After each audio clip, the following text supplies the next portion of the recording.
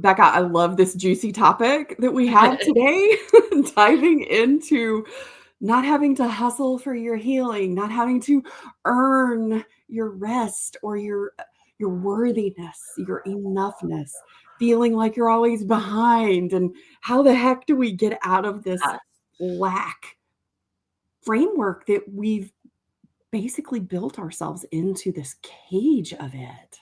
Yes.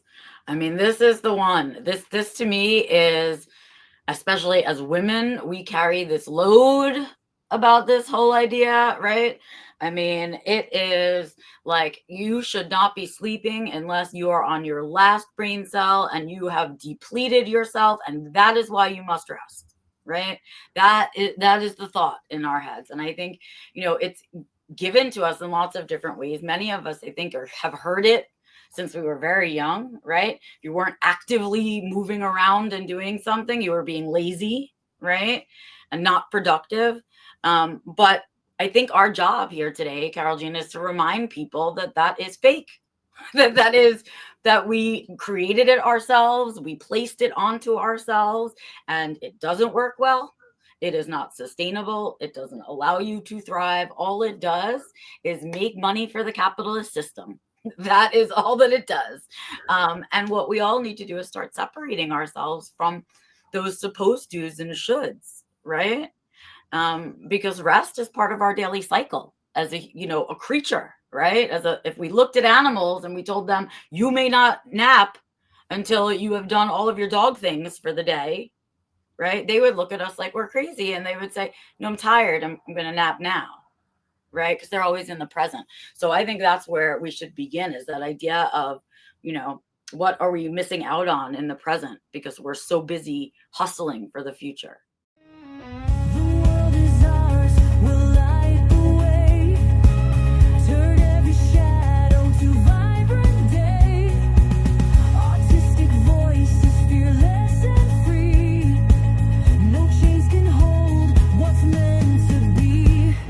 Stories the world must hear, breaking the silence loud and clear.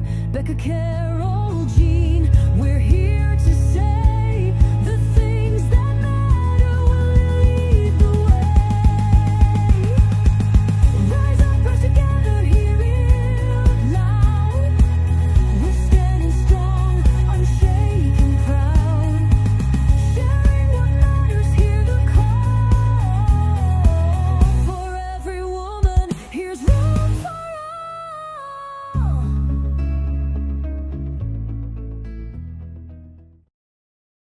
And I think even just to kind of set the stage to see, kind of check in with your heart, if this has been your response, I'm going to share some very personal experiences on this one.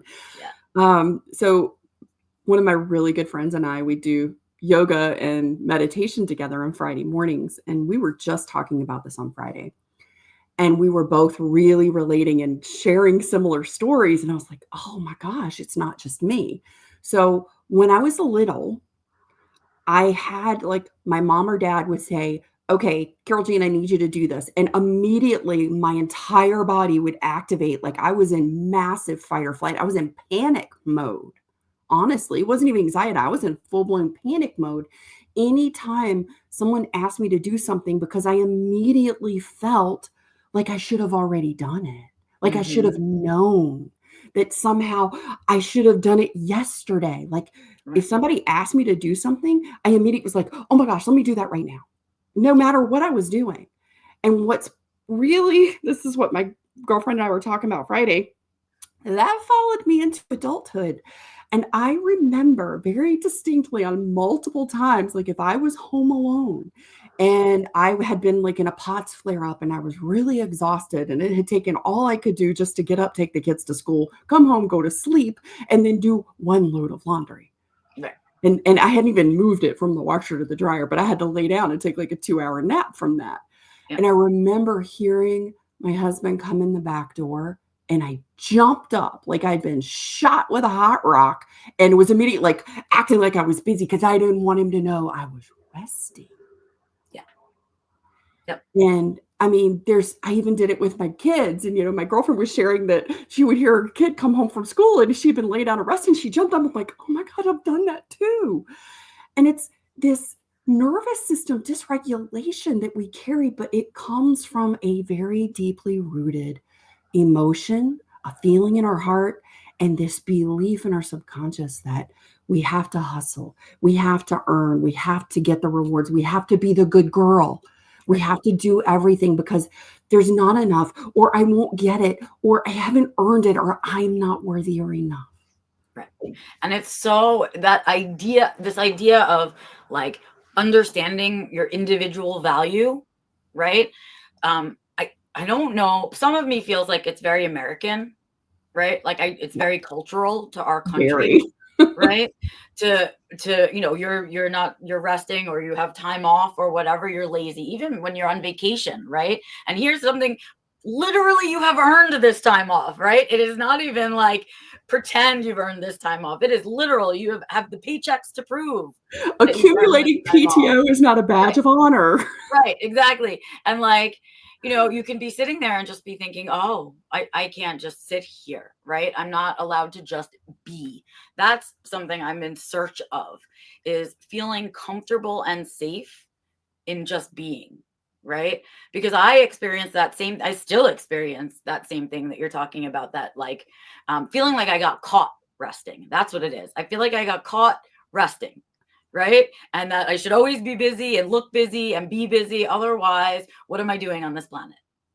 Yeah. Right? It's like getting caught without your pants on. Yes. Right. And that's what that feels like when you allow yourself to rest sometimes and someone comes in on it. Right. When we are given that knee-jerk reaction. But that's not where our value comes from. Right. That's not where human value comes from. It's innate. Right. Wait, what? Hold on. Right. That idea. No one believes that, right? Right. Was gifted to us from the powers that be, from the people who make money off of our busyness. Right. Yeah. And I think we need to reclaim our lives in that way. Right. We have to, it starts for me, and we talked about this briefly before we started. For me, it comes from learning a scarcity mentality. Like I grew up without a lot of money, without a big support system, without a lot, right? And I learned to make do with very little, right? And what I learned was that was my place in life, was to always have very little. That I'm the worker bee that will always have the bare minimum, right? And has to earn my rest for all the other people out there so they can have what their needs. And that's my lot in life, right? It was kind of given to me, right? But that's not true. What's true is there is more than enough for everyone, right? And if you pause and look at the world, it becomes obvious to you, right? Think about the amount of waste we have in this country. You know why we have that waste? Because it's not earning somebody money, right? So what that tells you is there is enough. We're throwing out the extra. So when you begin to unpack that, right? If there's enough, why do we need to work so hard? Right? Why can't we rest? Why isn't there space for that? And that's kind of where that whole thought process begins for me, is in understanding that it's not as scarce out there as I was led to believe, right? That there is enough for everyone. And I had a similar experience, but I mean, we had these feast or famines in my family because my parents were in real estate. So it was very cyclical. And I learned that a couple of really, mixed messages about worthiness and enoughness, and that there is, the scarcity of things. And it was, you have to earn it. You have to work really hard for it. And it's hard to keep. Mm-hmm. And there's always somebody with their hand out, and it's never enough. Right. Because your worthiness is directly tied to the number in your bank account. Right.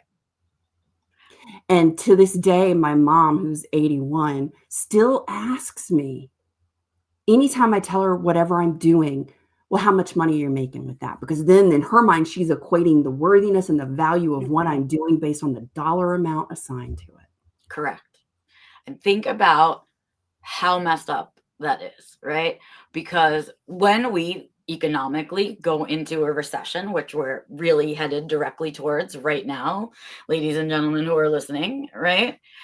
We will soon see, right, how many items we are told we need but are actually luxury items, and how many, right, and how much we're told we need more. We should have a savings account. We should have this, right? And we shouldn't spend it either. That's the other part of the kicker, is that you have to earn it because there's not enough, and then don't spend it because it disappears, right?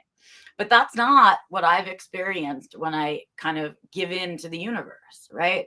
What I experience in reality is when I make money and then I spend it, more money comes in. That's what I actually experience, right? And so my reality about money and what I've been told about money do not make sense together. And I think that discontinuity that happens for us is really powerful. That belief in all those things that people have told us, and not looking at what's happening factually in our lives, right? I think so many of us in our community, I know for myself, and I know others have shared this with me along the way, and it's we have bought into this expectation, this status quo of what it means to be an adult, a successful adult. And it's, the house, the car, the kids, the dog, all the things, right? The vacations, all this stuff.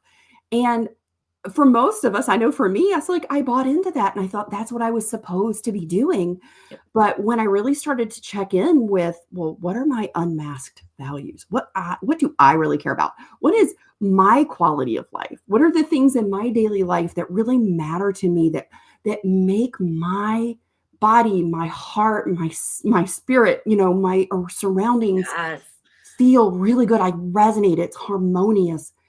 And what I discovered, number one, it wasn't any of those things on that Right. successful adult list. And number two, it was a heck of a lot less monetarily and possession wise Yes. than I really believed. And when my husband and I moved from Alabama to Colorado about 8-9 years ago, we did a massive purge. And I took 40 years worth of stuff. You ever heard the George Carlin, your mini warehouse is your garage and all your stuff, Your stuff, lots of right? And I had the garage and the house and all the bedrooms and everything full of 40 years worth of things. And we started purging.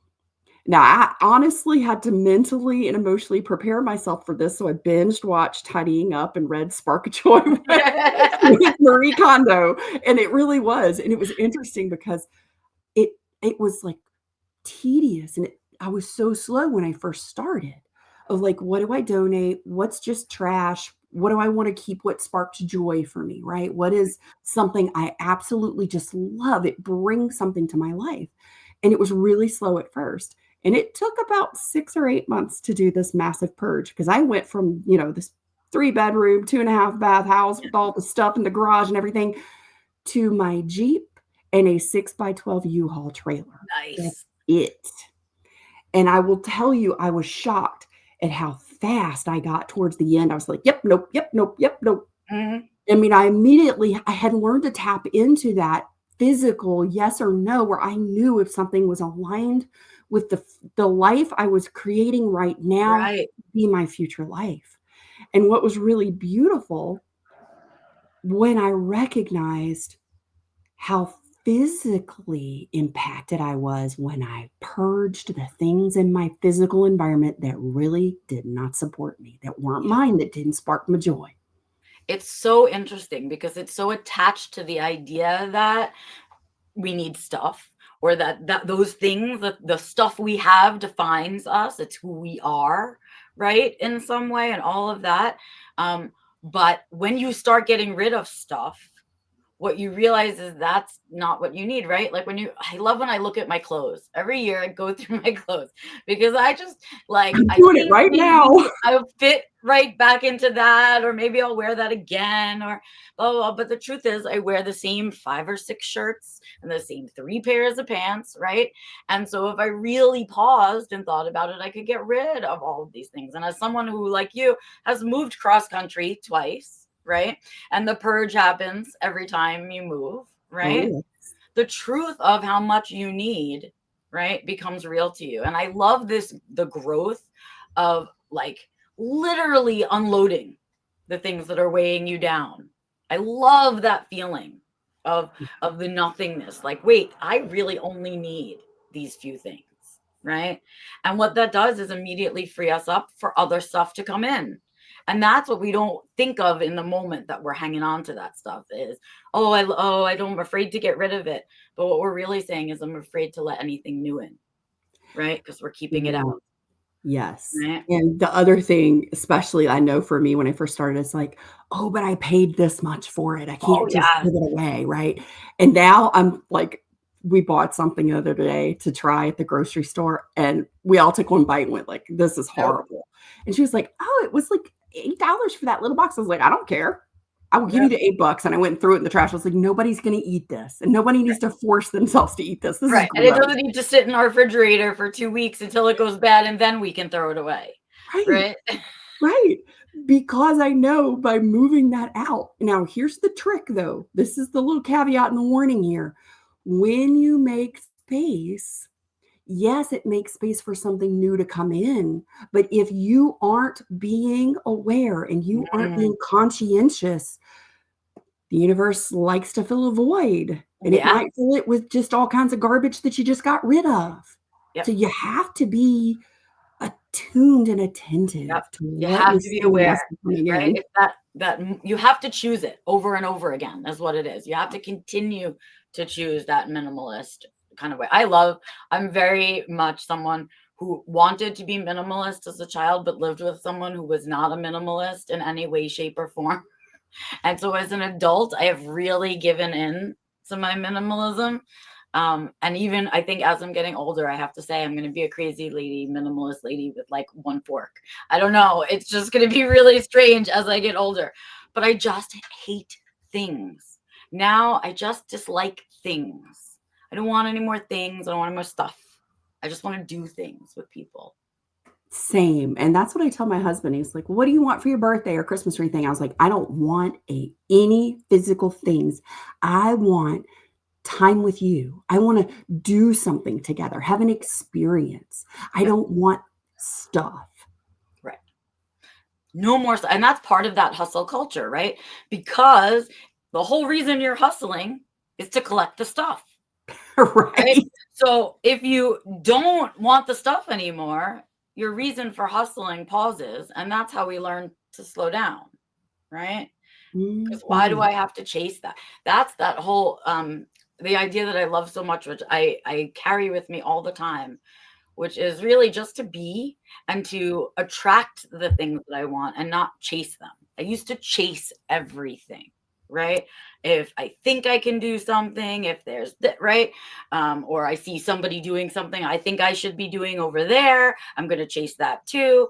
And what happens is you chase everything in that hustle culture and you miss all the just being, right? You're so busy chasing.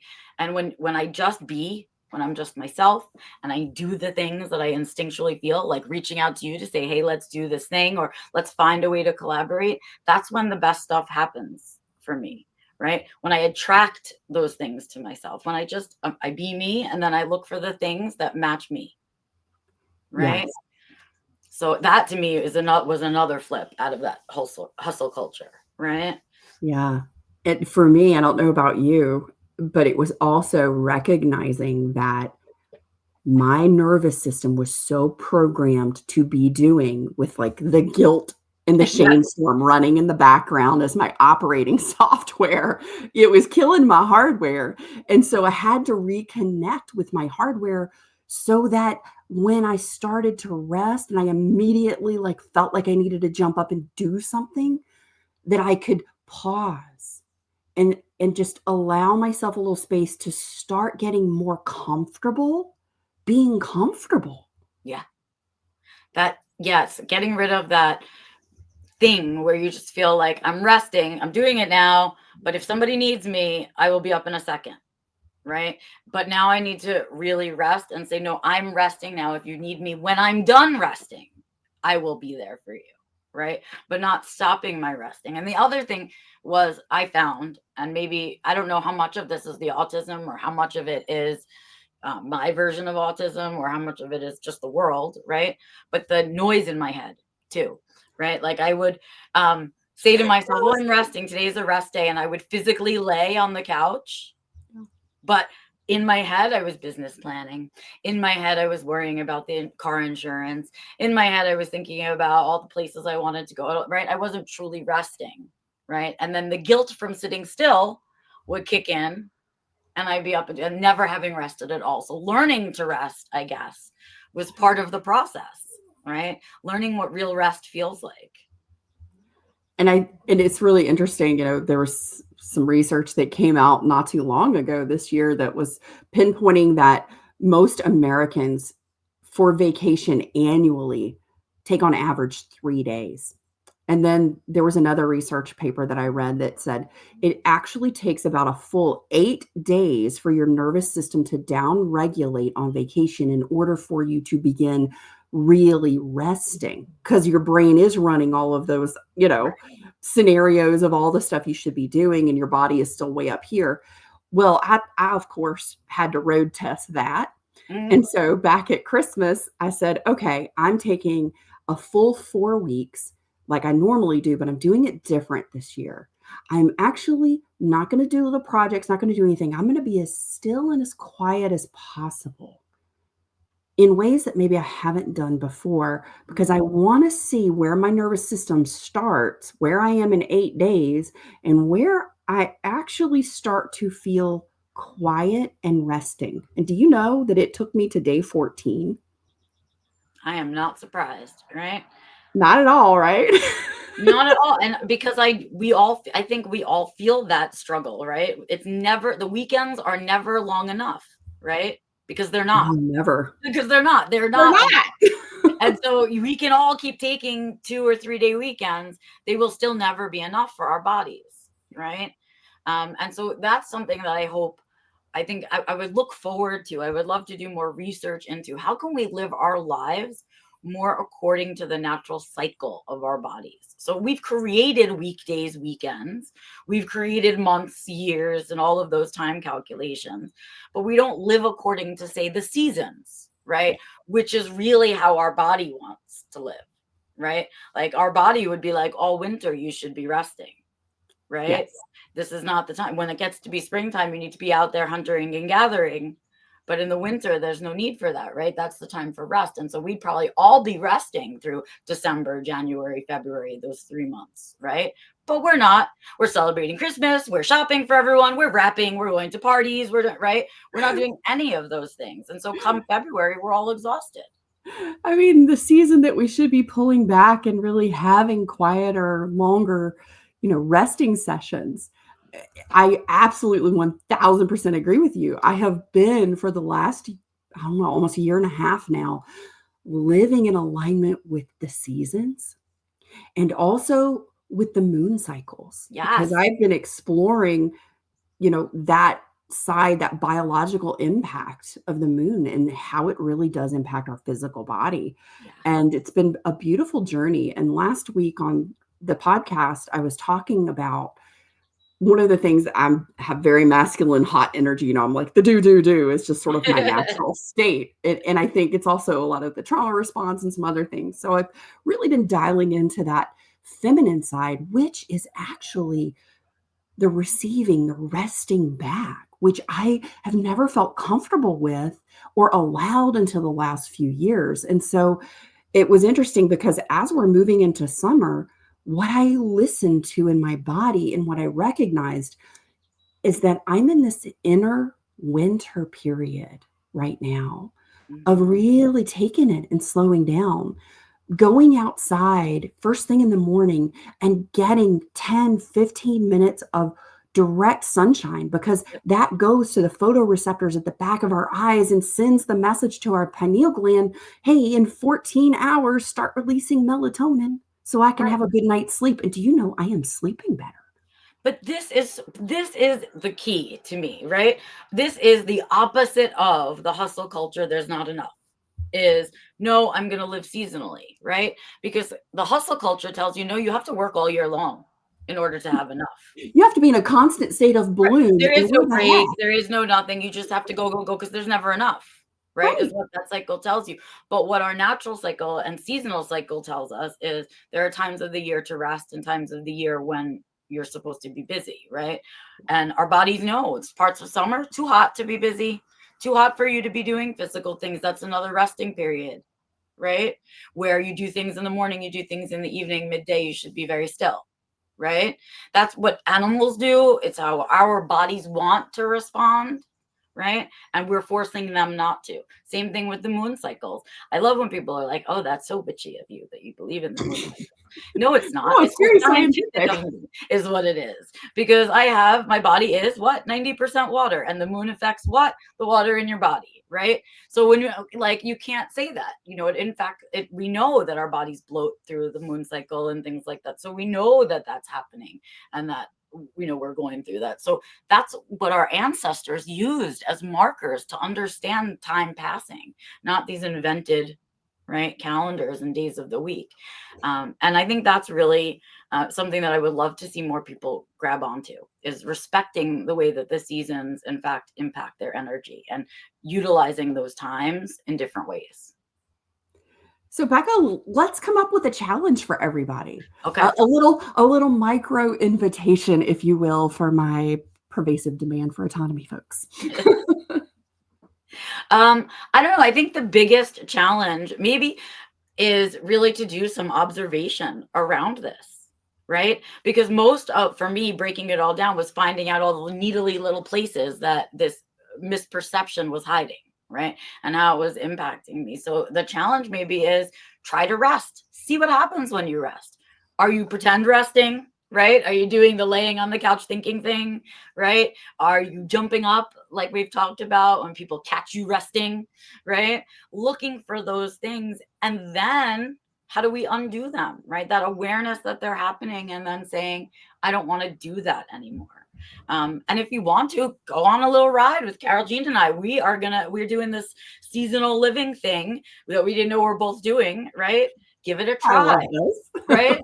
But give it a try, because I've seen I feel the difference. I see the difference. I know that my brain functions different at these different times of year. And if I worked with it instead of against it, I have a lot more chance for success, right? So if you have felt similarly, check out your moon cycles and season cycles, right? And think about how the way that nature flows impacts the way that your energy flows throughout the year. Yes. And my little loving micro invitation is start to notice. And if you're like me, and maybe it's hard to start with just like sitting still or lying down, leave your phone in the house. Go outside and just go for a short walk. It doesn't have to be long. It doesn't have to be fast. You can just sort of meander, but just notice how many times you feel a compulsion, like that pull to be on your phone. Just pay attention and see if you can extend that time a little bit more, just going without. Because there's some new research that recently came out that said 2 hours of silence a day actually helps us create new neural pathways, new brain cells. I love that. Oh, I want 2 hours of silence every day. Heck to the yes. Yeah, let's start scheduling. These are my 2 hours of redoing my neural pathways. Please leave me alone. I did the 12-hour walk with Colin O'Brady, and I've done it a couple of times. And people that listen to this, Beyond Chronic Burnout regular show, know that this has been life-changing for me. And the first time I did it several years ago, I started with like putting my toe in the water, and I was like, I'll just see how long I can go without listening to something or doing something. And just walking or just being still. I went for 7.5 hours. And I'm telling you, the whole time my brain was reeling, just like boom, boom, boom, all the stuff was coming in. The second time I did it, my husband and I went, and we were in Kentucky and we camped out on our property. And I went and I hiked for the full 12 hours. And it was a Wow. totally different experience because my brain could trust that I was safe to do it because I Mhm. tested it. Yep. And so just by moving your body, just getting outside without technology, it really does help to bring it in. But it's like those even 2 hours are really precious. But even if you can just get 5 or 10 minutes Right. to I mean, start helping. anytime we are telling our brain, this is a habit and I want to be aware of it and consciously choosing to do or not do this thing, we're doing ourselves a favor. Because our brain loves habit. It'll ride on autopilot for as long as we let it, right? It doesn't have to think too hard. But these are the things we should be thinking too hard about, and not all the other stuff that we're sitting and overthinking about, right? We should be thinking Yep. about the stuff that we pause and do. And before you start, take a couple of notes. Say, hey, what's my brain speed? Is it fast, slow, or neutral? What do I notice in my body if I just kind of check from my toes all the way up to my head? Is there anything tight? Or do I just like if I open and close my jaw, what do I notice? And the third thing is, what are you thinking or feeling? Or maybe even what phrases or words are running through your head at the moment? Kind of write those down and then go do whatever it is you want to do. Walk, lay on the couch, whatever it is, something to give yourself a little break. Try it for 5 minutes, then come back and check in with those same things. Has your brain speed changed? Has your body changed in some way? Is the way that you're thinking or the words that are coming up, are those different? And just begin to gauge yourself a little bit. That's just sort of a framework to gather some data because, it can feel a little gray and airy fairy sometimes, right, Becca? Absolutely. We need, right? And it's all of those little reminders that start to teach your brain, oh, wait, I need to reconnect to that stuff. I've been purposefully disengaged from those things. Yeah. Well, that's a wrap, y'all. Those are the things that really matter. Those are the things to pause and reflect on, not the woulda, shoulda, couldas, not the I have tos, but where am I comfortable? Where am I starting to notice that nourishes me? What season am I aligning with? Those are the things that really matter because you are already worthy. You are already enough. Take care. We'll see you for the next time. Thanks for being here. It's been quite a ride. Energy mastery, let's turn the tide. Top shelf guests, dropping wisdom bombs. Join us next week, where the energy's strong. Beyond chronic.